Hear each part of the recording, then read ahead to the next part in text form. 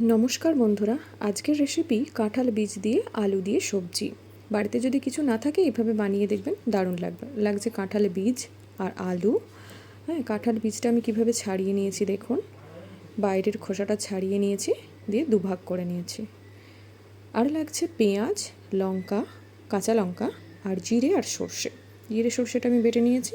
তারপর কড়াই জেলে কড়াইতে আমি একটু তেল, সামান্য সাদা তেল দিয়ে আলু দিয়ে আর কাঁঠাল বীজ দিয়ে নাড়তে শুরু করেছি।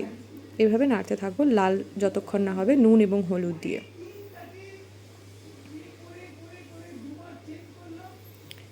দেখুন একটু লাল লাল হয়ে গেছে। এরপরে একটু পেঁয়াজ কুচি দিয়ে দেবো আর লঙ্কা কুচি। খুব অতি সামান্য কিছু দিয়েই আমি রান্নাটা করি, কিন্তু খেতে দারুণ টেস্টি হয়। এরপরে জিরে এবং সর্ষে যে বেটে রেখেছিলাম সেটা দিয়ে দিলাম, সাথে নুন আর হলুদ স্বাদ মতো। দেওয়ার পরে একটু গরম জল দিয়ে দিলাম। ব্যাস, আর কিছুই লাগবে না। এবার ঢাকা দিয়ে বারবার সেদ্ধ হতে দেব। আর শেষে সামান্য চিনি দিয়ে মিক্সড করে নামিয়ে নেব।